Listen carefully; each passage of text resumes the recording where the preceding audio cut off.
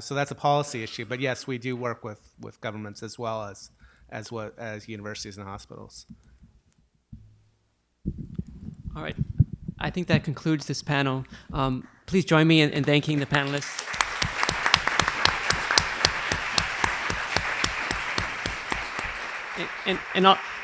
And also, they've raised many issues. I'm sure all three of them would be delighted to speak more about any of the issues that they've raised in their panels. We are about 20 minutes behind schedule.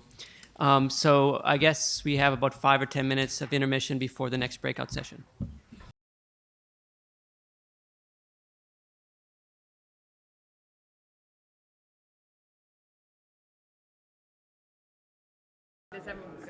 Great. If everyone could please find a seat. We are terribly behind and need to get started in short order. And frankly, there are enough of you in the room that we can just do this, even as other folks trickle in. Thank you. Let's do it, yeah. All my new friends, please find a seat. Mr. Dub. I'll start calling you out by name. Dr. Swack. Trevor. Yeah, see? That networking, it comes back. It's right back at you. This is called accountability. Hi. Thank you. Please find a seat, and we can close the door. We don't need to give dirty looks to people who come in late. That's acceptable. But we do need to get started. Okay, first of all, an announcement, which I will also repeat at the end of this. Because we're so far behind, what is up with this thing? Can we just, it's been covering people's faces all day. Because we're a little bit behind, what we're gonna do, initially the program had us enjoying a message from Chaka Fatah in this room, and then having a reception, and that has been sliced, smooshed back together. And so we're going to have Chaka Fatah address us in the reception, which will be out that way somewhere, instead of in this room. Okay? That's cool with everyone. It wasn't my decision. Yes, all at once. It will all be at once. It'll be a thing. Thank you. Thank you for finding a seat. We have a fabulous panel today. I'm so excited. We've got, first we're going to be hearing from Katie, and Katie graduated from Drexel University from the School of Science, Technology, and Society Master's Program in 2008. She's currently a doctoral candidate in Drexel's Environmental Science Program, focusing on environmental policy.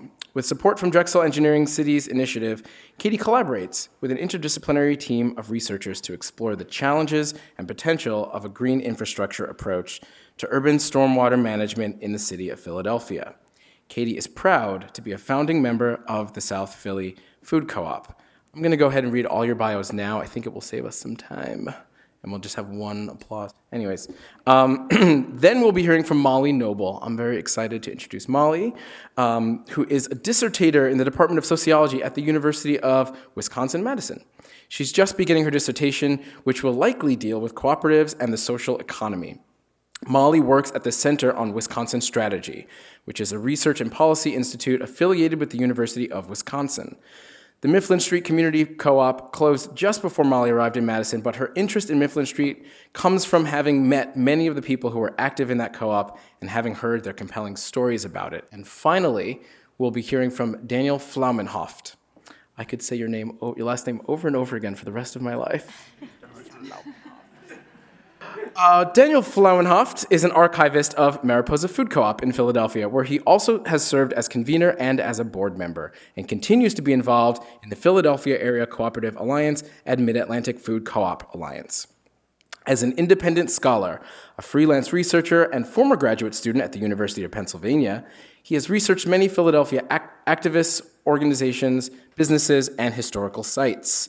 Ecology Co-op closed a couple of years before Daniel arrived in Philadelphia, and he found it interesting to dust off his history degree in order to pursue this research. I editorialized a little bit on all your little bios. Hope you don't mind.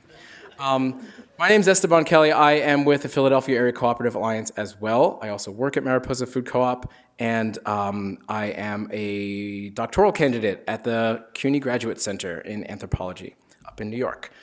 So I am going to be moderating this panel. Let's dive right into it. This is Katie.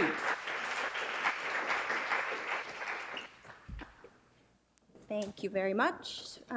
Please let me know, can everyone hear me all right? So yeah, dive right in because I have the pleasure of talking about two co-ops, South Philly Food Co-op and the Kensington Community Food Co-op in the time of about 1.5 of the time that everyone else gets. So I'm going to dive right in, and just to get us a little bit geographically situated, is about where we are in Center City. Up here's the greater Kensington area. Then the map on the right kind of gives you an idea of the distribution of their membership at this time. South Philly Food Co-op, again, here we are, and here's South Philly, and then South Philly zoomed in there to show the distribution of their membership currently. And we can talk a bit about more about that a little bit more later. So basically, these are two startup co-ops. So I was a little worried when I heard this panel being called the failure co-op earlier, and I was like, wait, no, don't jinx us. We're just getting started and we're doing really well. So basically, these are two co-ops that aiming to open member-owned grocery stores to bring food, healthy, quality food to their respective areas of the city. And I just want to mention that I'm going to be juxtaposing the two co-ops kind of like this throughout the talk, but I don't mean to really be comparing and contrasting each little bit of the two co-ops because they are similar in a lot of ways, but of course they are quite unique in many different ways as well. So I just wanted to point that out and to make that point right away, looking at they do have fairly similar development histories, both kind of started with the idea of one woman in each neighborhood or in each area of the city, bringing that to a group of neighbors and bringing that to their local civic association, getting a very positive initial response, taking that right to forming some committees, doing outreach and surveys and lots of research, feasibility studies,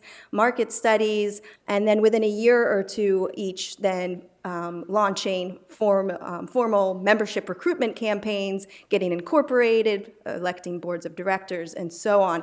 And doing all of this, as it's been pointed out to me time and again, with the help of local co-ops like Weaver's Way Co-op especially, and some other groups that I'll talk more about later. And really what's going on with these two co-ops right now is lots and lots of outreach, tabling at events, hosting house parties, reaching out in any way you name it, they're doing it, they're out there working hard all the time. And all of this work to much success, they have both just recently, a couple months ago, reached their respective membership goals, which was very exciting because this was kind of a benchmark for them to get past so they could move from their organizing stage to their planning or feasibility stages. And again, very exciting because now they get to start looking for a place for this cooperative store to be. And I just checked a couple days ago, we're at about 250, 260 members each, so every day gaining more members. And this is kind of maybe some of the general information, so I won't spend too much time on it. Centralized cooperatives, they both are, both consumer cooperatives, kind of your general membership and one-time investment, refundable, and so on. Members own a share of the business, get one vote. Your standard co-op situation, your standard governance structure with the board of directors, numerous committees, and eventually general managers. Members participate in the co-ops by serving on the board and voting for the board, attending meetings and voting, serving on one of the numerous committees. And why are people joining, especially right now when there is not actually a physical store? From what I found from talking to some people, that usually members right now, they had some sort of pre-existing interest in the cooperative model, or they had a positive past experience with a co-op. And some people, including myself, really thought it'd be cool to be a founding member, so let's join now. And some just, they want to get this done sooner than later. And a lot of people, I found it interesting that they expressed this kind of very general interest in doing something good for the community, and found the co-op experience as a way to do that. So without the store, members already have a lot of benefits. They get discounts at dozens of local businesses that have partnered with the co-ops through their respective shop local programs. Kensington Community Food Co-op offers a buyer's club for their members. South Philly Food Co-op offers some classes and workshops, and then of course members get the benefit of being able to influence what comes of these co-ops. Once the store opens, kind of your general benefits that members will get are your standard benefits, discounts and deals at the store, potentially yearly rebates, and again, this continued power in voting and serving for the co-op. And both co-ops have a commitment to being open to the public and not just their members. And both are working out the idea of having some sort of working membership situation, but not really sure what that might be or what that might look like. South Philly Food Co-op expressed to me that this will, particularly for them, depend on the location of the store because of the land use pattern of South Philadelphia. The store will most likely be relatively small, so there just might not be actual space for a lot of employees and volunteers to be working within the store. And they also expressed this desire to be able to balance providing quality local jobs to community members, but also providing quality volunteering opportunities for their members. So still trying to figure out the details there. But even without the store, tons of opportunities to volunteer, and I kind of just threw a bunch up there, but I would pinpoint, most of it's fundraising events and membership recruitment events. The Kensington Community Food Co-op, I'll talk more about. You can volunteer helping out with their buyers club and packaging food for their farm stand.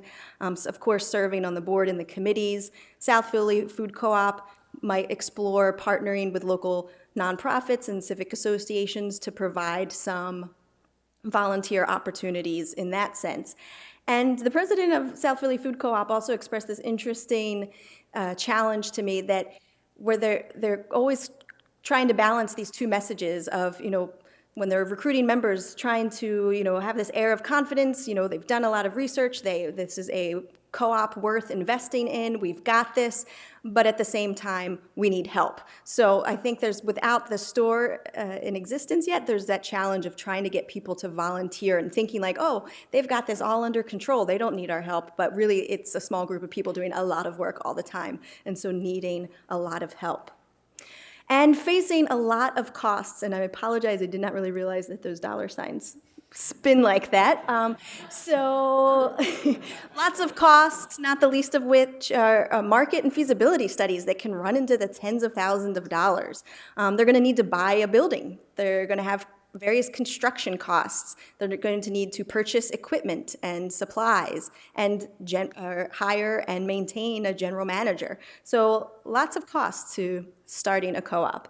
And these two co-ops are facing these challenges, these costs, in kind of a complicated economic and political environment.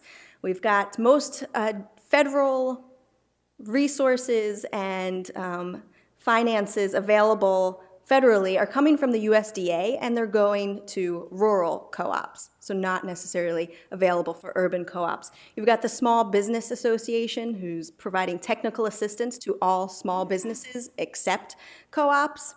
You've got banks that may be hesitant to lend to co-ops. And then you've got this interesting point of the incorporation as a nonprofit cooperative corporation does not entail the 501c3 charitable status that many organizations require of their grant, especially large grant applicants. So a little bit challenging to raise funds, particularly for co-ops. But as one of the board members of the Kensington Community Food Co-op pointed out to me, that here in Philadelphia, we do have some friendly financing institutions, the Reinvestment Fund, Philadelphia Industrial Development Corporation, and he also expressed that he hopes by being a member of the Philadelphia Area Cooperative Alliance that they will have access to some fruitful financial connections in the city. So some challenges, but then some hope there as well. And then you've got this great big economic crisis, which should prove challenging to start a co-op during an economic crisis, but then some argue that maybe it actually will prove to bolster the effort as people maybe become more skeptical or have animosity towards big business. That might also entail more interest or support in alternative business models like the co-op. And indeed, you do see food co-ops, particularly, doubling both regionally and nationally right now. And then, of course, as was mentioned, it's the International Year of the Co-op, and we've got this proposed federal legislation of the National Cooperative Development Act, which would prove supportive, especially for these two co-ops, because it focuses in on providing support for job and economic development in underserved areas, both of which you can find in the areas that these co-ops target. And so a lot of challenges that these co-ops are having to get resources and funds on their own, but you can see they're being very creative and very active. Besides membership investments and fundraisers, unlike a lot of co-ops in the same early stage of development, Kensington Food Co-op has actually started 2 retail operations, their food stands and their buyers club. South Philly has an interesting partnership with the Energy Co-op, which we can talk about later, and has a fiscal sponsor in the Fair Food program, and so on. So they're getting it done, and they also point out that raising these funds also serve as outreach and membership recruitment tools at the same time, which is very important because that's kind of what they're all about right now, is getting those members in. And they're not doing it all alone. They are really actively participating in and taking advantage of the cooperative principle of cooperation among cooperatives. You see all these different co-ops, co-op advocacy groups, community development corporations, and various food-related groups in the city and in the area that they are getting help from. So a lot of cooperation going on. What it means to start a co-op in Philly with a strong food culture and a long-lasting and growing urban agriculture and food co-op communities. What it means to start a food co-op in South Philly with its rich food culture. You've got Rocky running through our Italian market there. You've got South Philly is home to Philadelphia's one of first food co-ops, which we just found out that one of our members actually lives in that house. But what does it mean to start a co-op in these more localized areas? And if you can see South Philly, Greater Kensington area, these are not small, cohesive neighborhoods. These are large areas made up of numerous and quite diverse neighborhoods. And both areas are experiencing rather rapid trends in redevelopment. So we've got situations where these neighborhoods are going through the transition where predominantly low-income minority neighborhoods are getting an influx of these young, white, higher-income residents coming in. So it creates a situation that is worth talking about. And you see that, so like other alternative food organizations, these co-ops do that as they aim to challenge the dominant food system, they are also risk reflecting and possibly reinforcing these power and privilege asymmetries, which we've been talking about a lot today. But both Kensington and South Philly Food Co-op are well aware of these socioeconomic divides in their neighborhoods and that are reflected in their membership currently, but they also recognize the need of needing to focus on opening a successful business. And they're both taking steps to address these issues. South Philly Food Co-op, intensive outreach and education efforts, exploring ways to recruit more effectively from these underrepresented neighborhoods. They joined forces to host a workshop to talk about recruiting and people's barriers to joining. Interestingly, Kensington Community Food Co-op joined the Healthy Cart program with the city's Department of Public Health, where they got training and EBT machines and had their Visa debt fees paid for a while so that they could accept food stamps at their food stands at the farmers markets in the neighborhoods. And they're looking into developing a program modeled off of a couple other experiences at a couple other co-ops where they would solicit donations from the local community and businesses and members that would serve as stand-in equity for those who could not afford the investment.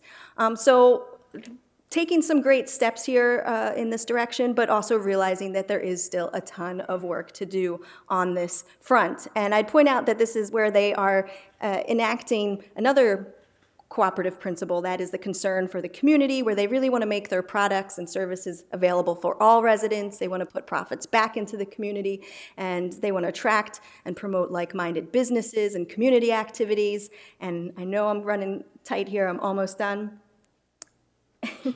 Thank you. So as all they might be, excuse me.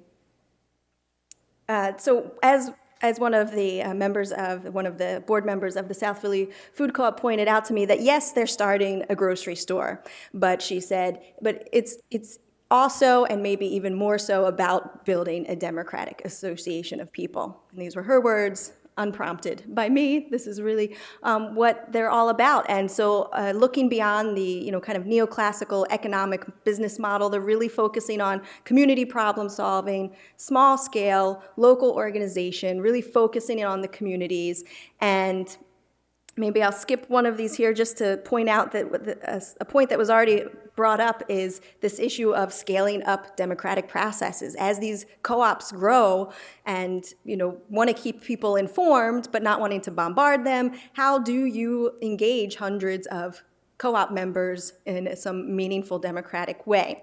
And then just to sum up, that these two co-ops are developing under a mix of kind of some of the common driving forces behind cooperative development. You've got your market failure, if you want to call it that, where in these cases it's kind of a relative lack of access to affordable, healthy food. You've got your economic crisis. You've got cooperative advocacy, favorable public policy. And so as these co-ops work really hard to get access to funds and resources not readily available to co-ops, they really are taking advantage of and participating in this cooperative spirit of the cooperative movement. And then in the case of Kensington Community Food Co-op, also supporting federal legislation. And just also to get this last point in there, that while the cooperative model may be democratic at the small scale, at the scale of the democratic organization, there remains the important question of what it means for democracy at the larger community food system scale. And both co-ops that I looked at here are working to figure out how to balance that goal of forming an inclusive co-op with that very real economic imperative. So, thank you. Thank you so much, Katie Traveling. Next, Molly Noble from the University of Wisconsin. And Molly will be talking about the Mifflin Street Co-op, which we started hearing about earlier today.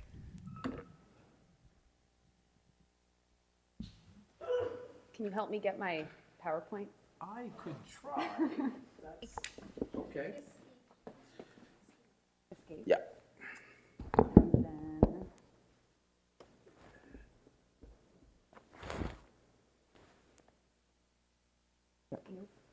Isn't that you? Wonderful. And then just go to moral support. That's all you needed. thanks. Good afternoon. Thank you. So Mayor Soglin already talked a little bit about the Mifflin Street Co-op, and there'll be, you'll see a couple familiar pictures from this afternoon, but I'm going to give you a little bit more background and detail about it. And it was really interesting hearing Catherine's presentation, because I already noticed a lot of similarities between the Mifflin model and the co-ops you were talking about. So I think this is a good juxtaposition, and hopefully that these startup co-ops can learn from the lessons of these failed co-ops. So the Mifflin Street Co-op emerged in the radicalism of the 60s, and specifically in the neighborhood which was called at the time Miffland, which was really the center of political activism and where a lot of the mobilization that happened in Madison in the 60s took place. So when a couple of students and recent graduates from the UW-Madison heard that the White Front grocery store, so if you just go back here, the White Front is that first picture there. They heard that it was closing, and they decided that they wanted to take it over as a food co-op. And unlike a lot of the cooperatives we heard about today, there were no other food co-ops in Madison at the time, and very few other cooperative models. And they talked to some other models, co-ops in the area, but there was really nothing that captured the type of co-op that they wanted to be. And so they a law student ended up forming the bylaws, and it was really a hodgepodge of activities that they gathered to start this co-op. And it's important to note that the founders of this co-op really wanted this to be a model of local ownership and a model of local control.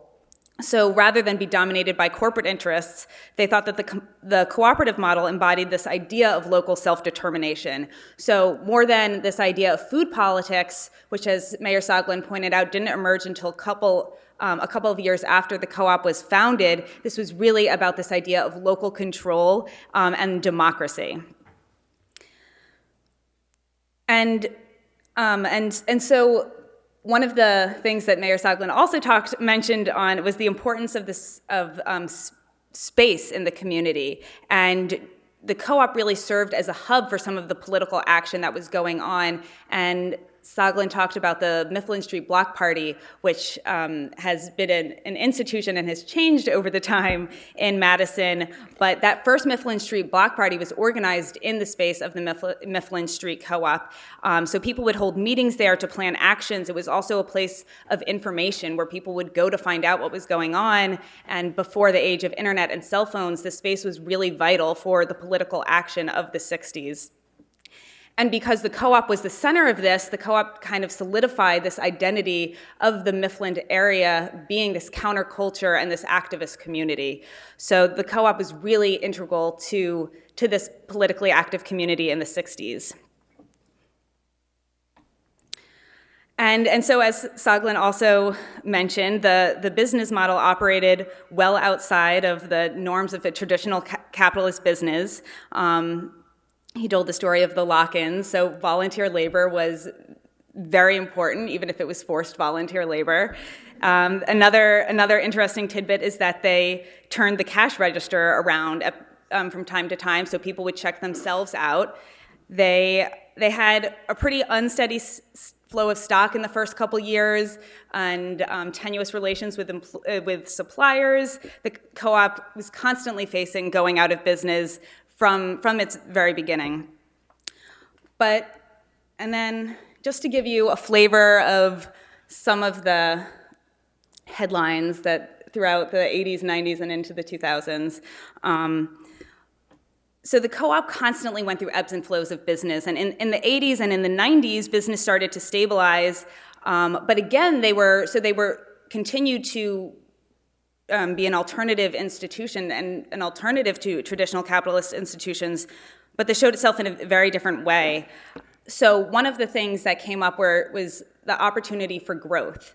And at a couple of points, they had the opportunity to expand into a different store, move locations, and space was a really big issue for the co-op. They didn't have any parking, which was a constant complaint. It was a very small store, and it was controversial within the co-op whether or not to move. And ultimately, the co-op decided that they did not want to grow, that they did not want to expand, and essentially they perceived that growth would have threatened the democracy of the organization. And because this idea of local self-control was so important for them, they didn't want to do anything that would jeopardize what they perceived to be the most foundational mission of the co-op.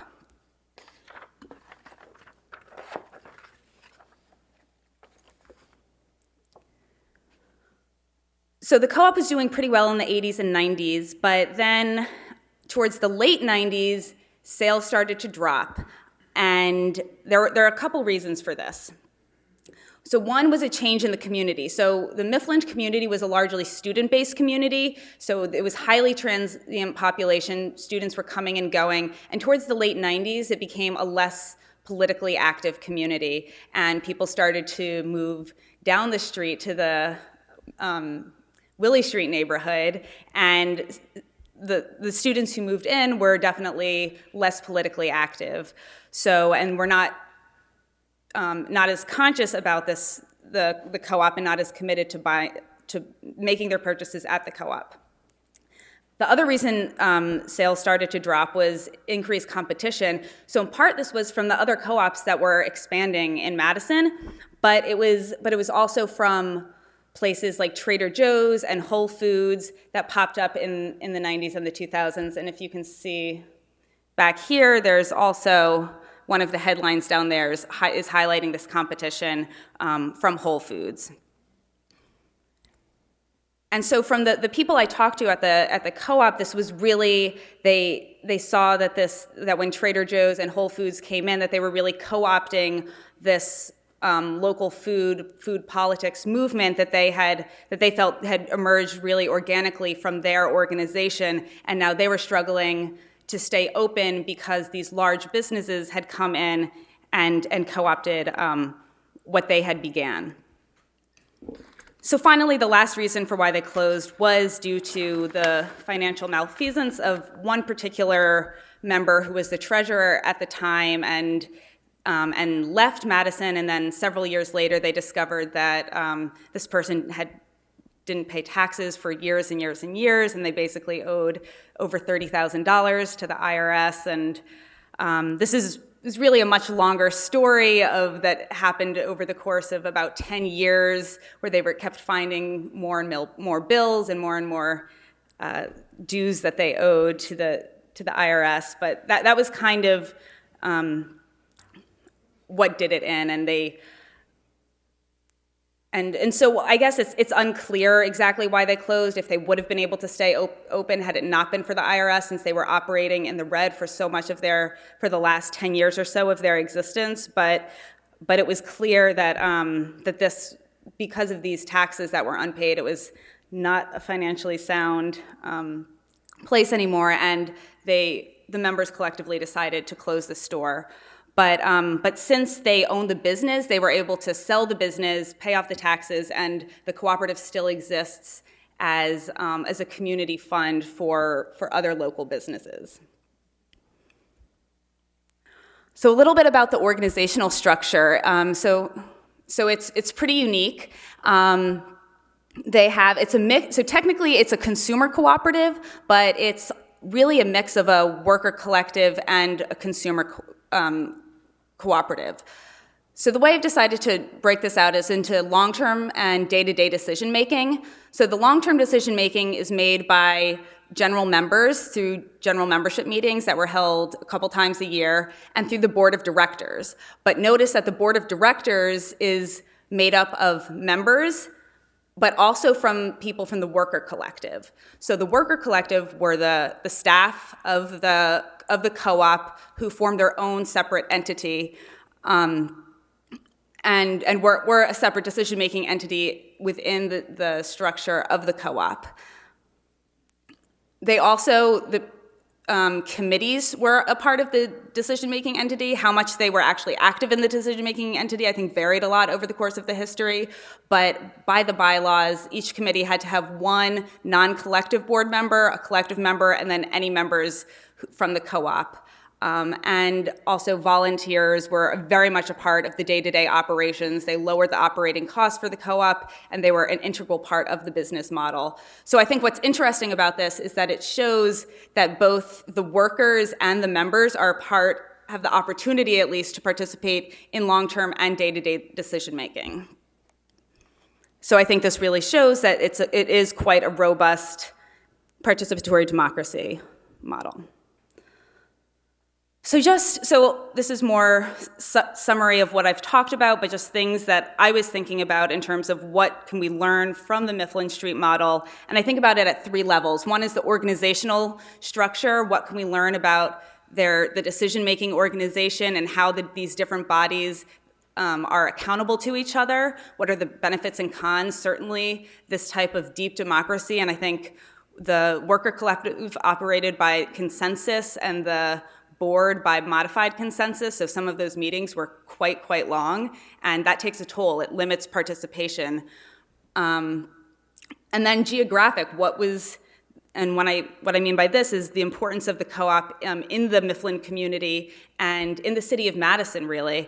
But also, what does it how much is community support required for this type of cooperative, and how much is this type of cooperative dependent on community homogeneity? So Madison is very white, and this community was very white, and it was also made up of, at the time, very progressive people with similar ideology, and that is what carried forth this organization for 38 years, despite operating against all business sense. And finally, the institutional, which was, how does a cooperative like this operate in a capitalist, under capitalism? What is the trade-off between democracy and growth? And finally, the role of co-ops in social movements. And just to leave on an up note, I wanted to say that co-ops continue to play an active role in politics in Wisconsin. This is a picture from the Wisconsin uprising a little over a year ago, and as was one of the presenters earlier today talked about, a local taxi cooperative organized a march in support of labor. So I think there is hope. So that's all. Sorry, that was rushed. But.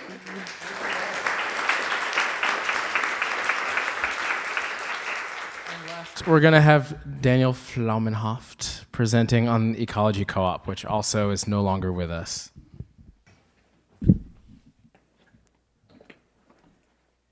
Ecology is no longer with us, but of course there are still people from Ecology still around. Is anyone here today who is a member of Ecology? I don't see anyone. I was hoping that I might get some further feedback. One thing about Ecology Co-op is that it's been gone for almost exactly 20 years, and there's not a whole lot of documentation left behind.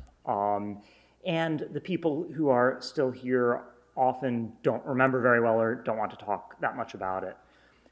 So I've done a lot of collating little scraps of information from people's personal collections, ecology records that ended up in other co-ops' archives, other organizations' archives, and a lot of fairly short interviews.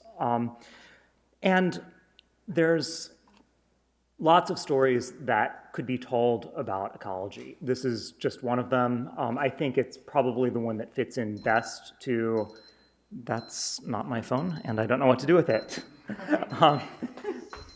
And so I'm going to tell a story that I think fits in best with what other people have been talking about.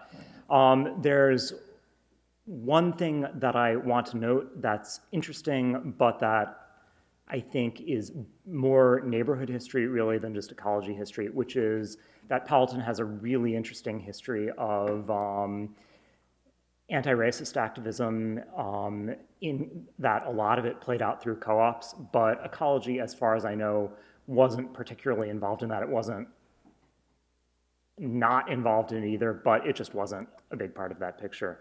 But the story that I'm going to tell is called Death by Unnatural Causes, a biology of ecology food co-op. That's unnatural with a hyphen. Ecology Food Co-op is the Philadelphia co-op that didn't make it. Based in Powelton Village, a West Philadelphia neighborhood once known for Quaker housing co-ops, hippie counterculture, and New Left activism, it drew members and shoppers not only from West Philadelphia, but throughout the city and suburbs.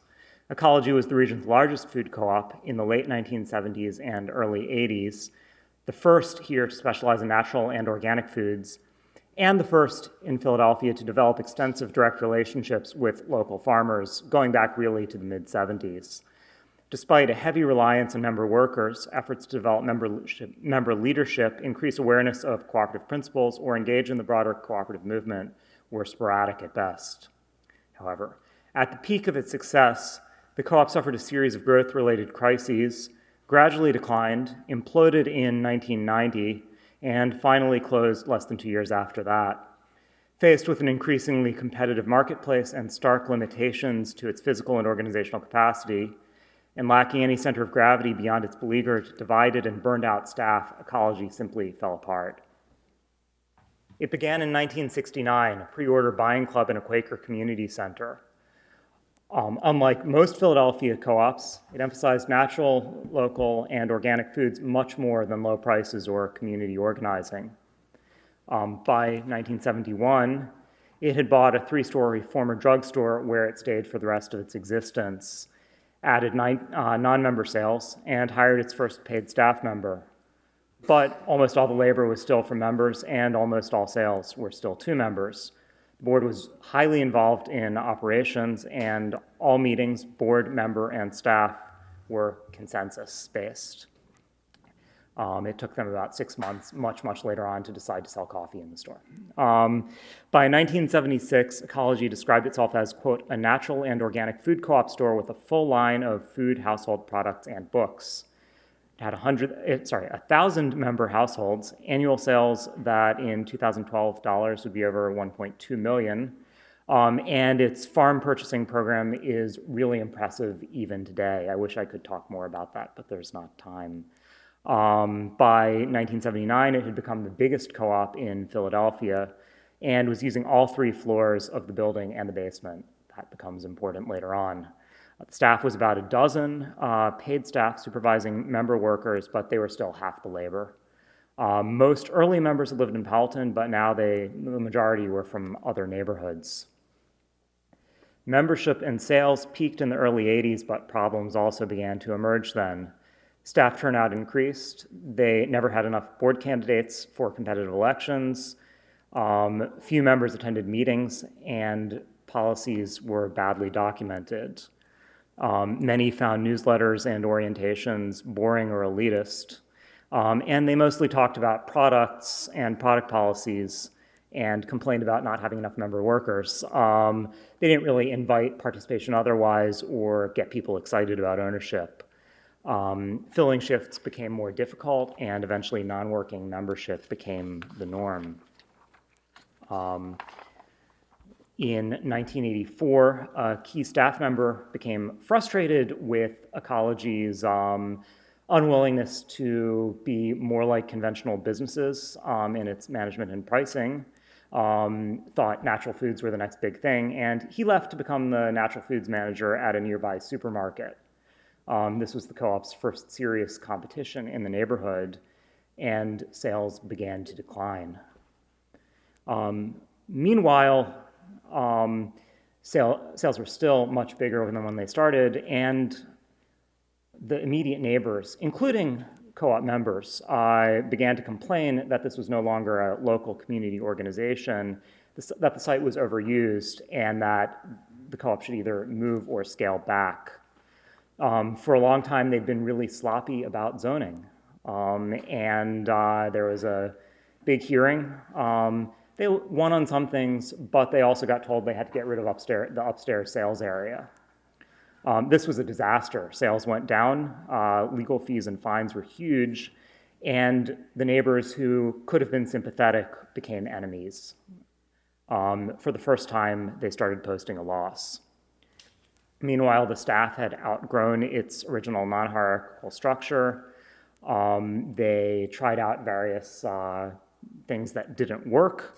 Eventually, the treasurer said, the staff member who was the treasurer said he would resign if there wasn't a general manager.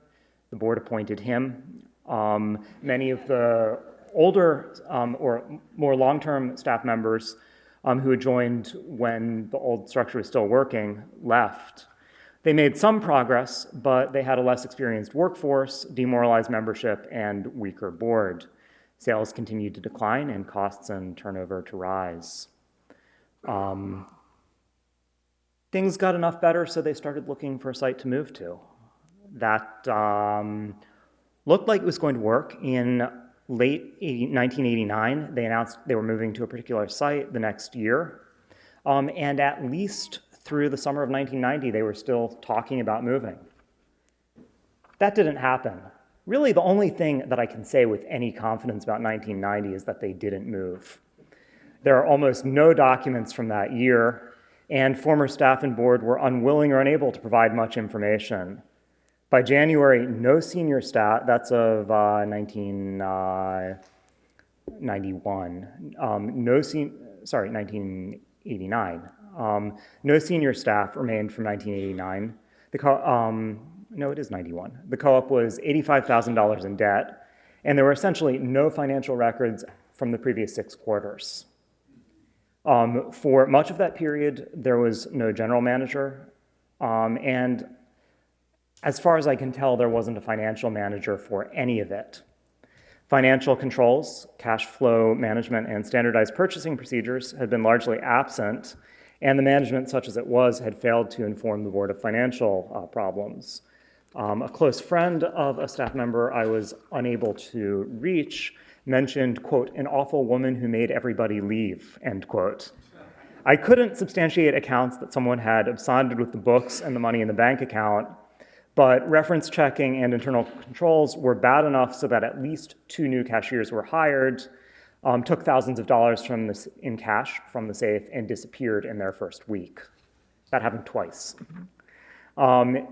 In December of 1990, the board hired a former executive from a regional natural food supermarket chain as the new general manager. This was a kind of a desperate attempt to make a decisive break with the past and impose professional management on a failed organization. Moving was off the table until the crisis was solved, and it was clear that ecology would reinvent itself or die. Things got a little bit better for a while. He was able to act decisively, renegotiate some debts, and get things sort of functional, but a lot of people left, a lot of people were antagonized, and they never were able to pay off the debts that they'd accumulated in the last couple of years.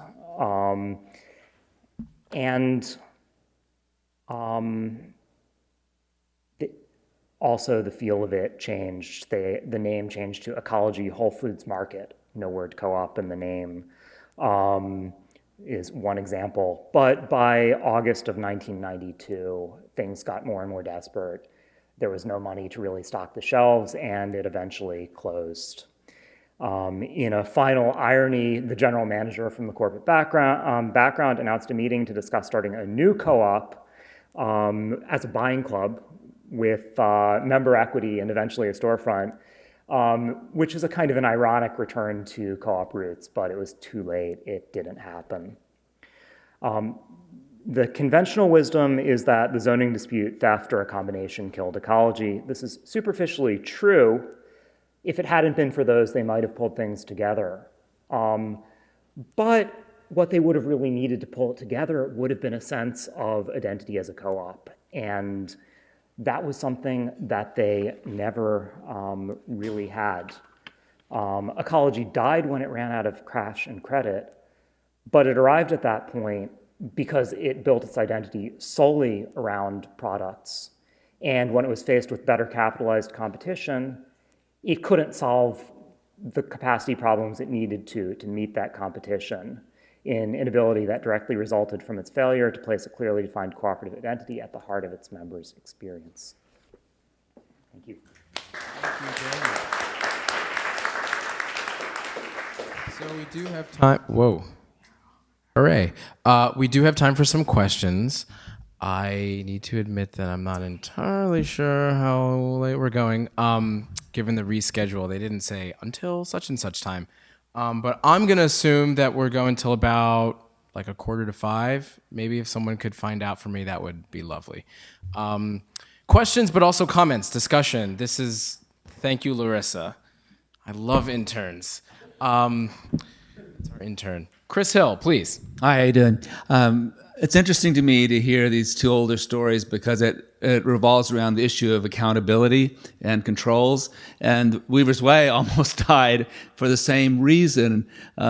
So that's a good lesson, I think, for the new co-ops coming up, is to try to make sure that there are structures in place. So it's not a question, it's just an observation. Actually, I have a kind of an answer to the question that you didn't ask, because this was one of the things that I cut from the longer version of the paper. Weaver's Way had a similar accountability problem. I don't think it was quite as bad. It was in a stronger position to begin with. And the way Weaver's Way solved it was that it had this really, really strong sense of member identity. and the members stepped up, and it had great community relations, and the community stepped up. And that was something that, 15 years in, 20 years in even, ecology never figured out. Mariposa had a growth problem. We capped the membership at 700. Well, we had a waiting list because people were leaving for several years because our store was about half the size of this stage, and we just couldn't fit everyone in. But we had connections with people, Esteban was one of these, with deep connections in the broader co-op movement, and lots of members with experience in other kinds of activism who had some sense of what kinds of resources we could draw on to build capacity before it was too late. And I think what ecology had to draw on was the same thing that the Thriftway down the street did, but way, way less capital to expand.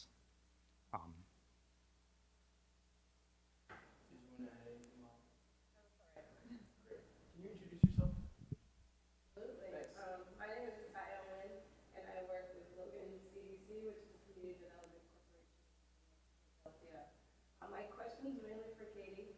And looking at these two startup organizations, both of them are in, I would say, tenuous neighborhoods in Philadelphia on the edge, if not having begun gentrification already.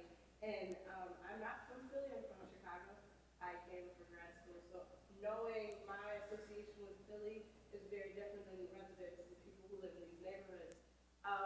When you look at Philly, you see a lot of instances of like young professionals being really involved in this like healthy food movement. So when you think about membership in co-ops, these are people like Tim leading these movements, the ones mainly doing a lot of the work, mainly looking at membership. Have either of them looked into the idea of sweat equity to try to get more local memberships out? Because I know you said that there were some people putting up money to kind of lower memberships, but for a lot of the people in these neighborhoods, we're talking people who are on TANF, people who are on SNAP benefits. They're probably not spending $200 for food themselves in their own households, let alone to think of this idea of the future group grocery store. Yeah, great points, and maybe there hopefully are some other members of both of these co-ops that if you want to chime in, please feel free. I didn't hear a specific mention of looking into that kind of program. Do you want to? Yeah, this is actually a newer. Can you step up to the mic, please? It doesn't really work, so I stand up. But it's a really, really great point, and it's something that with Kensington that we've been grappling with since the beginning, because we're in a low-income community with a lot of youth, folks like myself, that are moving in that want local organic food, but there's that disconnect. We're really grappling with it, and part of what we're going to be doing here is really reaching out to that community, figuring out how can we serve them with our store and include them as members. And that's the one example that you brought up, Katie, with this sort of subsidized membership investment program. But just what's our store going to look like to serve them? Like Mariposa, Weaver's Way, William Street, whatever, or our own thing. That's very else. Anything you want to add? Or you mind standing up? One of the things, like Peter was saying, we're trying to specifically address this is a model that we learned about from the Burlington Food Co-op, the Mariposa has done, and we're hoping through the TRI grant, the reinvestment fund, that we can have funds to fund what we're going to call Food for All program, which literally we can invite people in our neighborhoods to join and become invested members and not have to invest actual cash to do that as a way to address that. But that's also the understanding that it's really important to build relationships with people on the ground and with the actual communities that live in our neighborhood and create, again, relationships that are based on trust and educating about co-ops and about why this is important. Because without that piece, it's not going to really matter to them. Did you?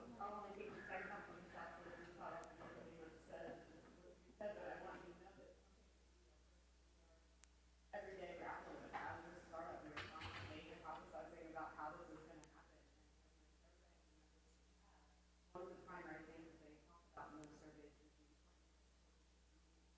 being able to be diverse and to cover the, both sides of Broad Street, which is the conversation in South Philly.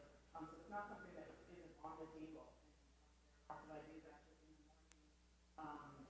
case studies was the question I asked them. And really from why they gave me lots of ideas.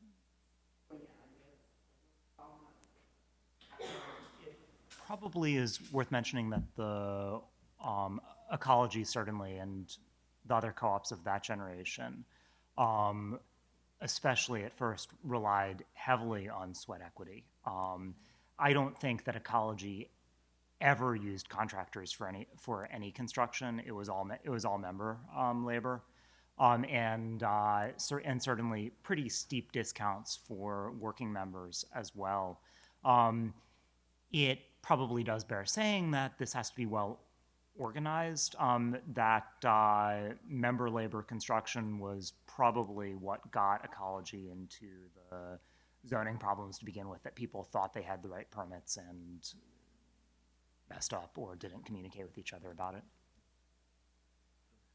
I would just add, Lena touched on it a bit, that it's yes, it's a big issue figuring out how this can be accessible and affordable to all residents in the area, but it's also a point of interest and knowledge about what it means to be in a co-op, because I too am one of these newer people to my neighborhood, and every day when I walk out my door I think about this, of the things that I'm interested in, like that when I'm on my way to biking to a South Philly food co-op event, thinking that most of my neighbors on my block can't afford to be a member, but also aren't interested or don't know that they might be interested. Maybe they aren't interested in buying what would be at a co-op. So it's just very interesting, like there's also this cultural issue of figuring out how to not just make it affordable, but also make it be what people need and want. Is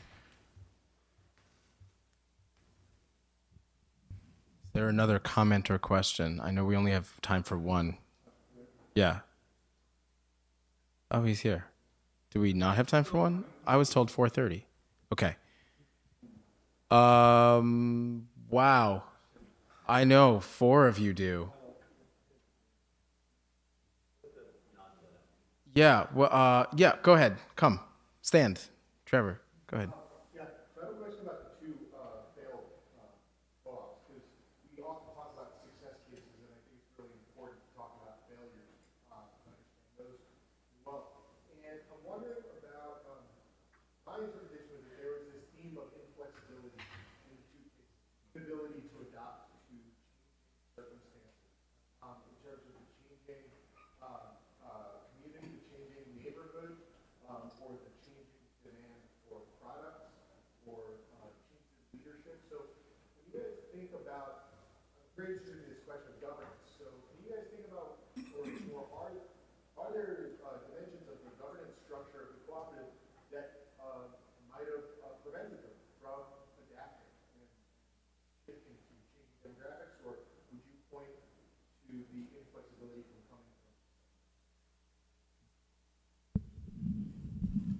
I guess I would say, I think from the Mifflin Street perspective, it was, I don't know if I would call it inflexibility. It was a very conscious choice to operate in a certain way that I think they understood over time was not feasible anymore for the community. And essentially they saw the community changing around it, and there were certain people who continued to shop there over time, but they were buying less and less amounts. So I think when they decided to close the co-op, they didn't want to operate in any other way than how they were operating, and so to do so would have been to fail according to their standards of democracy. So I guess it's inflexible by choice, but I don't know if but I don't think it had anything to do with the governance structure per se, because it was the people who are in the governance structure were constantly made that choice over and over and over again to live by this very strong standards of democracy. Did you have a final word to say? I think that in the case of ecology, it was less inflexibility in governance than that it didn't really have functional governance. that there was informal discussion going on, mostly staff-led, and that the membership and board were largely rubber stamping or working with the staff as individuals. But they would have board elections where they didn't have enough nominees to fill all the seats. They would have membership meetings where they didn't have quorum, and so they couldn't make a decision. That sort of thing. And consensus didn't help, but it was the least of their problems. Okay, we're out of time. Thank you so much. Thank you, panelists. Thank all of you. So next, we're going right into a star-studded reception out in the hallway. U.S. Representative Chaka Fattah will be addressing us. He represents many people who are in this room.